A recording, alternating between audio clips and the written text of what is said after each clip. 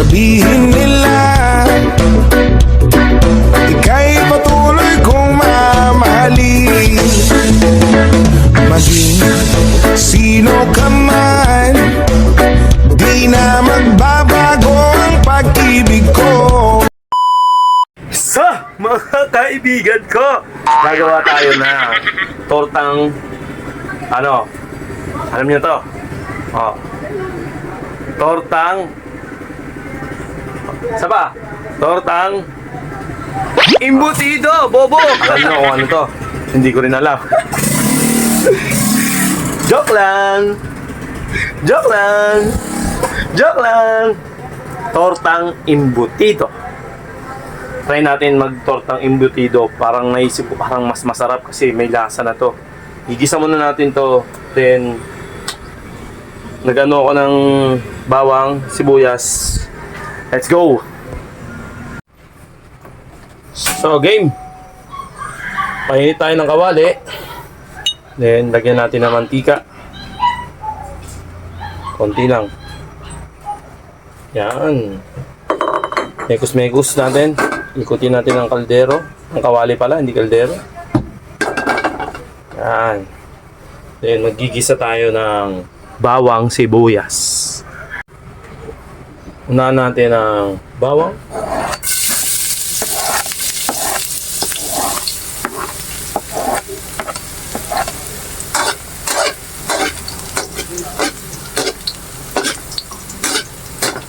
Ang bango ng amoy talaga ng bawang, number 1. Iba yung aroma talaga ng bawang.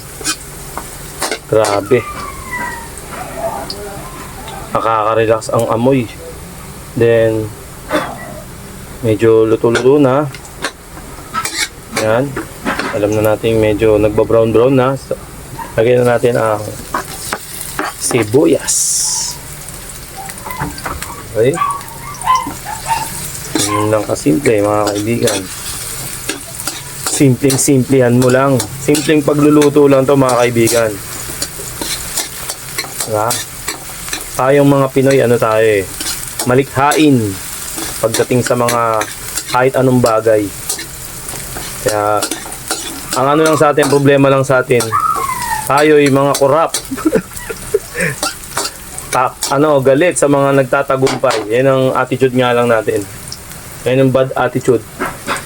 Gagaling tayo sa lahat pero yung mindset ba, sablay. Then ito, durugin natin. Yan, sarap niyan. Dalawa siyempre. Ito, isa, dalawa. Durugin natin yan. Oh, yung foil, alam nyo na. Sa mga sumisistema, puntahan nyo lang ako dito. Gago! Good shit. Huwag itigil nyo na yan. Walang magagandang may dudulot sa inyo yan. Naka-frozen kasi to, kaya medyo matigas.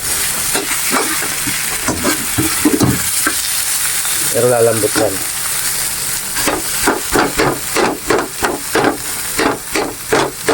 Kailangan durog yan para pag isinalang mo sa bango ng amoy ng imbutido. Ay, may cheese pa yan, no? Quality.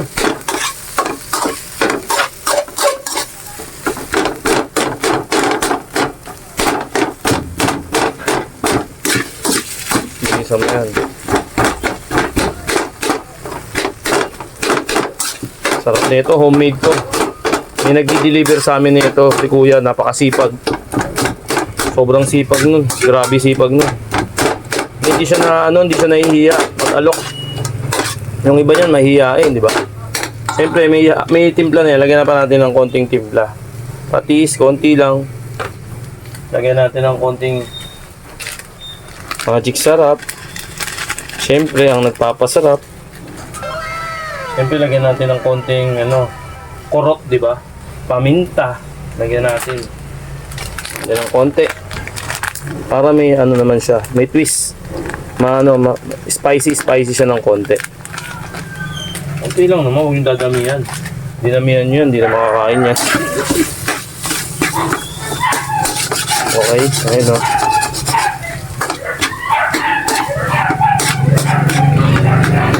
Actually, na ano na to eh. Na steam na to, luto na to. Kumbaga, iinitin mo na lang. Masarap to, promise. Pag inano nyo, tinorta nyo. Quality to. Wala lang, naisip ko lang. Parang masarap magtorta ng ano. Ng... Ito nga. Okay. Then after nito, alam mo, okay na to siguro. Huwag masyadong susunugin. Yung binating itlog, magbabatit ng itlog. Alright, pahon na natin to. Guys, ito yung itlog. Batiin natin.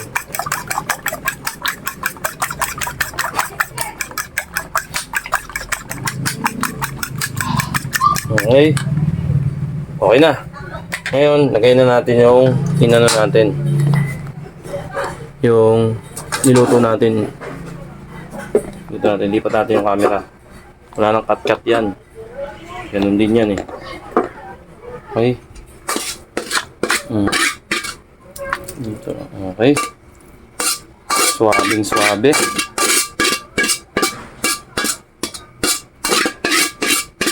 Sarap yan. Try nyo rin sa mga bahay nyo.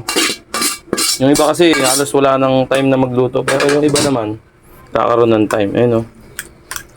Grabe. Sarap nito.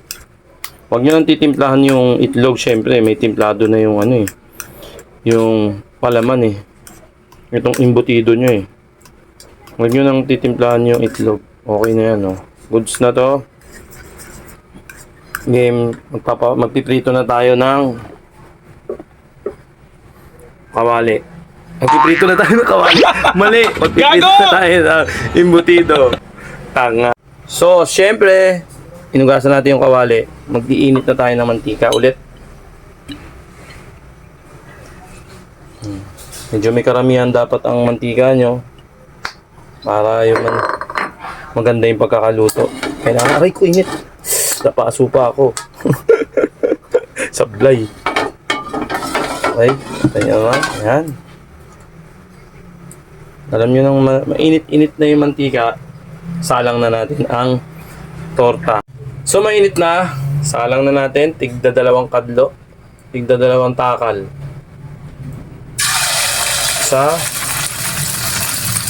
2.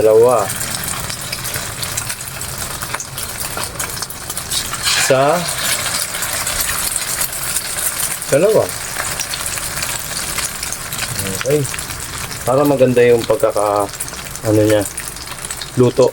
Tinray lang natin pero yung ito, lahat ko na to. Tinray lang natin. Maganda nga yung pagkakaluto.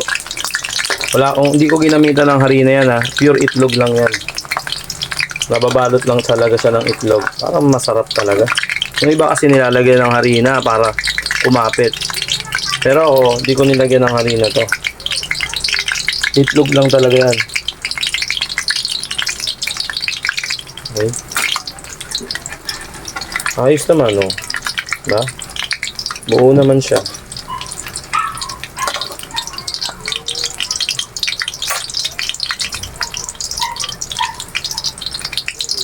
Ang bango ng amoy, mga kaibigan.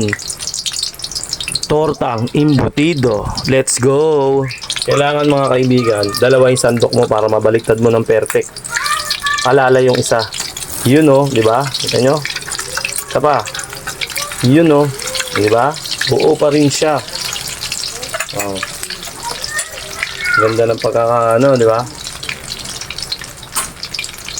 Pagkakaluto. Sarap ng pagkakaluto mo.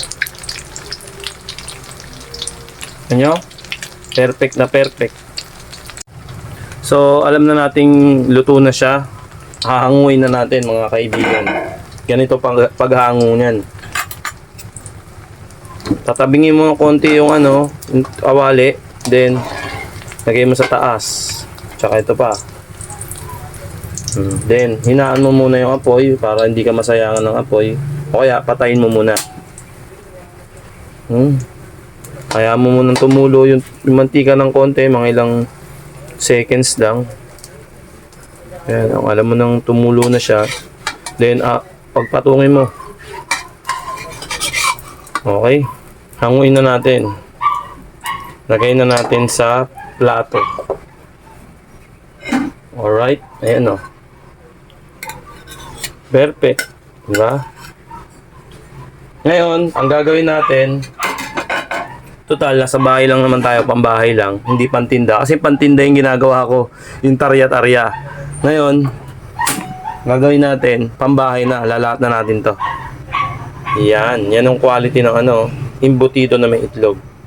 Lalahat na natin, di ba? Tapos, gagawin natin, tsatsapin na lang natin, parang pang pizza. Di ba ganun sa mga tindahan? Alright, salang na natin. Sa banayad lang apoy, baka masunugan kayo. Tama lang. Okay, simutin natin. Sarap nito. Ang partner nito, kung gusto nyo partneran ng munggo, mas masarap. Ay, gulat ako sa iyo. Gulat ako sa asawa ko, biglang may dumudungo dito. Kala ko tiyanak eh. Ngayon, hintayin muna natin ng baliktad. Okay? Pag naluto na, baliktarin natin. Alright? So, ayan mga kaibigan, babaliktarin na natin. Kailangan dalawa yung pambaliktad mo. Alam natin, medyo luto na to. 1, 2, 3. Medyo nasunog ng konti, pero mas masarap yan para sa akin. Yung matutong-tutong. Masarap sa torta yung matutong-tutong. Papalusot pa ako eh, no? Pero sakto lang yan. Yung matutong-tutong siya. Banayad lang naman yung apoy ko eh. Alright. Nakita nyo yung resulta dito nyan. So, yun na nga. Naluto na, nayari na. Iwain natin ngayon. Iwain natin siya.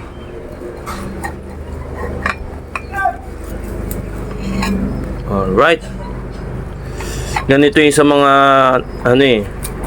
sa mga agahan, 'di ba? Yan ang ginagawa. Mga food trip ng agahan. Ginagawa nila yan para taryang-tarya. Alright? Ngayon, papatungan natin ang palamutian. Pinakamabisa sa lahat, partner. Pipino! Let's go! Sibakin natin. Lagay muna natin ito sa kabila. Gasa muna natin. Alright. Ganito lang yan mga kaibigan. Bahay mo sa dulo. Hiwa. Then, tanggalin yung gitna. Yung gitnang buto. Ayan. Oh. Ba? Yung buto lang tatanggalin natin. Ba? Oh. Okay. Ito yung buto. Ito yung tatanggalin natin. Right? Pero ito, kakainin natin to. Sarap to. Grabe mahal na ito mga kaibigan. Parang isang order ng ulam. 40 pesos na to. 45, mga ganun. Pero masustansya to. Pati partner ng partner to sa sa food trip natin.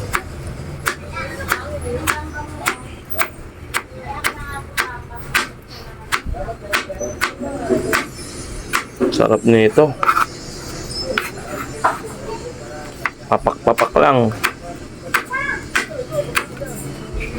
No?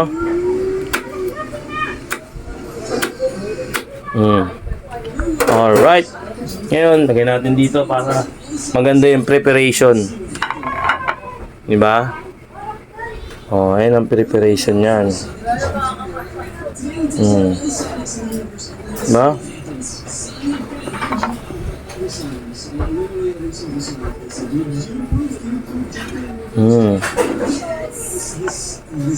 Grabe. Sarap. Lalaway na ako. Kinakain ko to mga kaibigan, walang suka. Diretso kain lang yan. Pinapapak ko lang. Yan. Sarap nyan. Alright. Kita nyo naman ang resulta. Okay. Perfect na perfect. Diba? Torta na may pipino. Siyempre, Yari na ang torta. Tortang imbutido. Yan. Solid to mga kaibigan. Ano nyo lang, gayahin nyo lang. At the same time, masustansya. Kasi yung tama nung sustansya ng pipino, goods to goods, partner na partner yan. Kahit sa lahat ng ulam, kaya kailangan nyo kumain ng pipino. Sobrang masustansya at magandang benepisyo sa katawan. Alright, pagsahin na rin tayo. Di ba? Nagampanan na natin yung dapat nating gampanan dito sa loob ng bahay. Tatawagin na lang natin yung mga kasama natin, yung anak ko at kasama ko. Kakain na!